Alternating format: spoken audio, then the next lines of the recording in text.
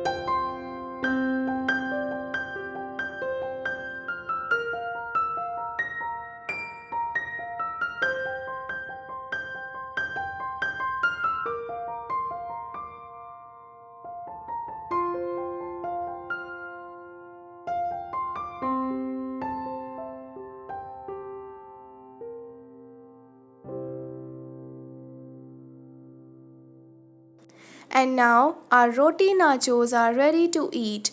If you like my recipe, so please share it as much as possible and enjoy eating this tasty snack at home. Thank you.